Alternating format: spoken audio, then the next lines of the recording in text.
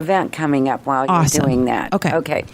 So Sarah has so graciously agreed to play at our fundraiser for the 3D mammography machine at the McLaren Women's Health Pavilion on Midland Street in Bay City. It's the 27th. And Sarah, what time are you playing?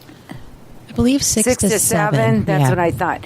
So the event starts at 3 and ends at 7, and Jennifer Nagley is playing from 5 to 5:45, and then Sarah from 6 to 7. So the last 2 hours we will have entertainment. But before that, we're going to have items to raffle off. We have some pretty cool things, actually, including some Saginaw Spirit tickets and a massage and a dinner and some cool things anyway. So it's at Vino Wine Warehouse on the 27th. You can get the tickets on Eventbrite, or you can come down here and get them. And if you get them in person from any Divalution project member too, but if you get them in person, they're 2 for $40 or 1 for $22. If you get them online at Eventbrite, I think they're $25. They're $22 plus the Eventbrite charges. So please mark your calendars and come down to that. It's going to be really fun, and it goes to such a worthy cause because everything's better in 3D. So I like that. 3D. Let me ask a question about that. So we can buy them here, because I had told somebody the other day Vino, but no, not Vinos. We buy them here. He has some too. He does too. Yes. Okay. Cool. I'll give you some when you leave if you wish. Oh, fantastic. Yes. I'll put them in the teachers' lounges. That would be wonderful. Mm-hmm. Thank you. I was just talking it up last night after a school board meeting. I was telling some people what Sarah. I think it's a wonderful fundraiser. What a cool event. Yes. What a great thing to bring to our area. Yes. Yeah. And have you ever met Dr. Stahl? No. She's a wonderful person, and the way that I met her is I lost a really good friend to breast cancer, and she asked me, one of her requests when she was dying was to educate women about breast prevention. Wow. And to be kind. Aww. Those were the two things. So this was our third. I think it was. I know the second one you're doing wonderfully. You're very kind. Thank you very much. And look at what now you're fulfilling the other. So that's wonderful. So we have a breast cancer awareness show every year, and that's how I met Dr. Stahl. So 2 years now, I think. This will be our third year this year. Wow.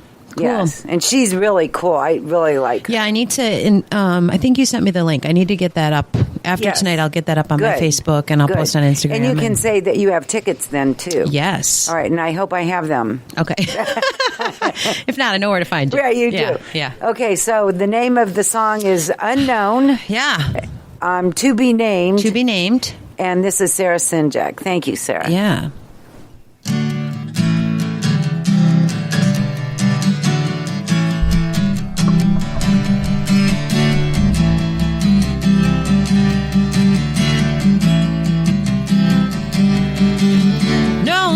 For such a long time, you've always been on my mind.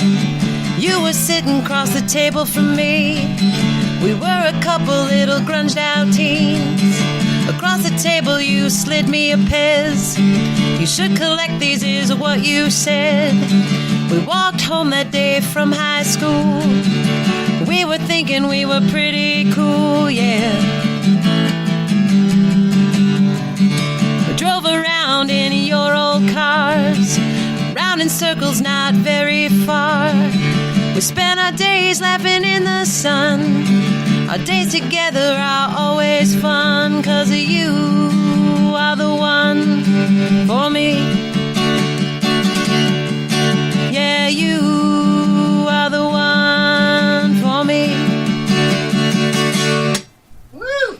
Little older when our separate ways, working hard in our college days. Still wrote all my letters for you. Probably sent you a mixtape or two. In the days that we were apart, someone came and stole my heart. But but you still came around. You'd lift my feet right off the ground, and around and around and around and around, round and around and around and around. Then you moved so far away.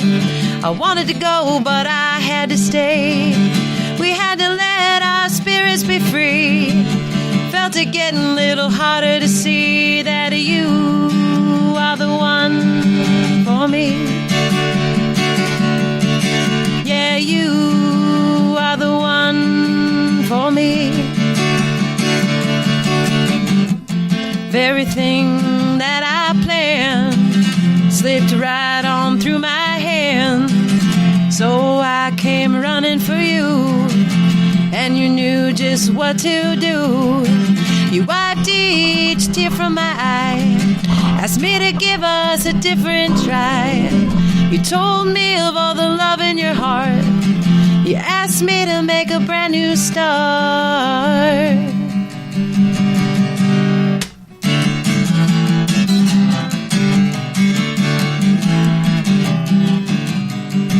We have a love that will always last. So many stories from our past, in the present and future with you. We are doing all the things that we do, and we have the most beautiful girl, and she is our whole world. We are together in the good and bad, and my life is forever glad, 'cause you are the one for me. Yeah, you are the one for me. And you will always be the one for me.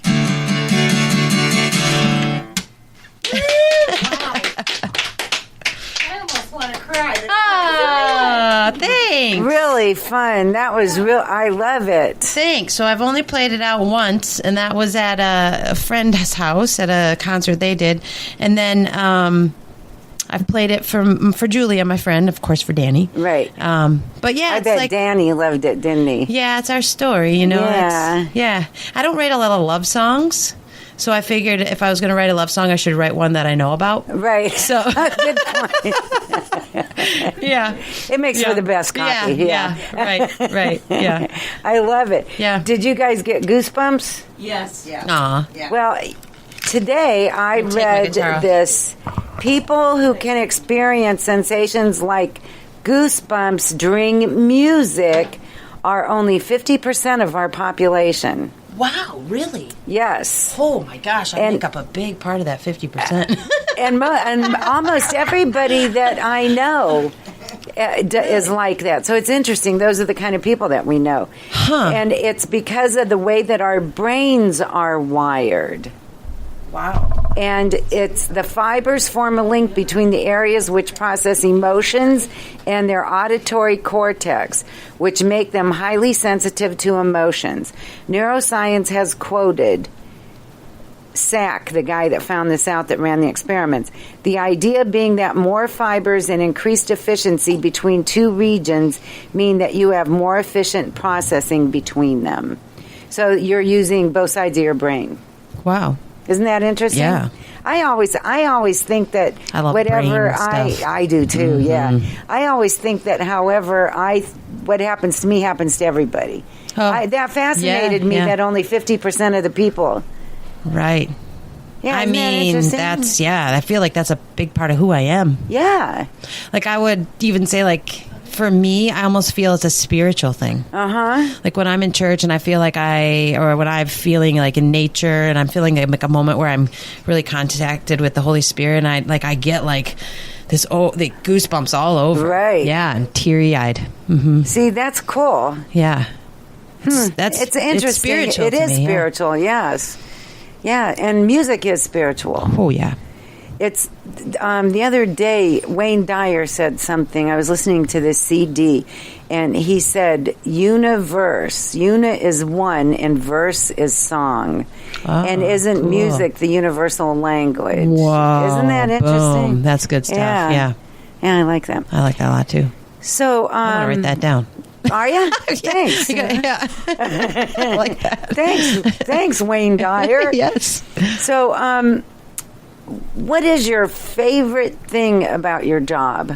I imagine there's lots. Favorite thing about my job, my teaching job, correct? Yes. Yes. Man, that's a tough one. My favorite thing about my job is knowing that I am impacting those children in positive ways, whether it be long term or even in the moment. Right, and I'm sure that you're doing both. And I'm human, and I have my days where I'm like, oh my gosh, these kids, hey. But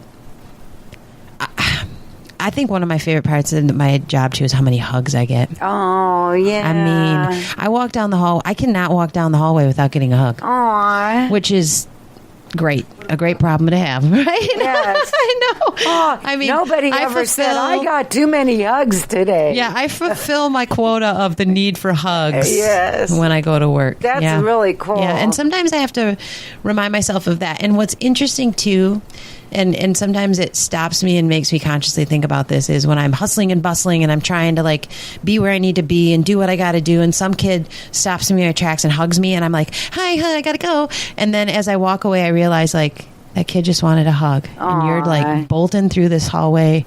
And it's just a trigger, a reminder, like, slow down. Be present, right. Be present. Life is too short. Mm-hmm. Yep. So... I'd say in the fall, like, I kind of was forgetting that, and I was getting kind of wrapped up in some of the hubbub of work and, needing to be certain places at certain times and and all this and that. And I just kind of in November had this, like, you know what? Stop it. Right. Like, it's not that important. Right. Focus on what is important. Right. And that's the kids. Right. And I really am seeing, I just love to see when they're impacted in positive ways. Like at the pride the kids have the day after their concert is like the sweetest thing. Aww. And I feel like I'm like their best teacher in the world for like 2 days, because they're like, we just did this concert, and they're just so proud. Like they love their concert. That is so cute. Yeah. My sons too. I remember how they felt after their concerts. Just that pride. Yes. Yeah. Mm-hmm. I have to tell you a quick little story, just because I think you'll like it. So my son, Mike, the youngest one, has a beautiful singing voice, and he always I knew one sang. of your sons is a musician. Both of them, actually. Oh, both of them, okay. But one sings more than the other. Mm-hmm. And he writes music and everything. But when he was little, he made a song for everything. Like if he wanted a bottle of juice, he had a little song for a bottle of juice. It's like Frida and I. Yes, I get it. Yes. And when he was in first grade, they had a musical. They did a musical. And the name of the play was this little boy's name. And that's the part that Mike wanted, was the little boy's, whose the play was named after. And he was a little upset that he didn't get the lead. He said, Mom, I really wanted that, Yeah. And I said, well, that's okay. Next time, just do good this time. And he had one of those little, that you were talking about, those little cassette players. Uh-huh. And he would go in his room and close the door. We weren't allowed to hear him practice. And he would practice every night for hours. So cute. And so we went to the play that night, the musical that night. He did have the lead. He just didn't know it. It wasn't the little boy's name, was not the lead part. It was the part that Mike had. Oh, that's was so the lead. cute. Yes. And wow. He sang, and he did with his hands, and the teacher was in the background. You could hear her going, like behind the stage. My husband and I were crying. His brother was crying. Cool. And he hit every single note. And it was just beautiful. Everybody was looking at us like, 50% of the room had goosebumps. Yes. Maybe even 75% that night. Yeah, there you go. It was a once-in-a-lifetime goosebump for 25% of them. Oh, that's so cool. Afterwards, the teacher came up to us and was crying, and she said, I can't believe what a beautiful... He never missed a note. He never missed a cue. He just did such a beautiful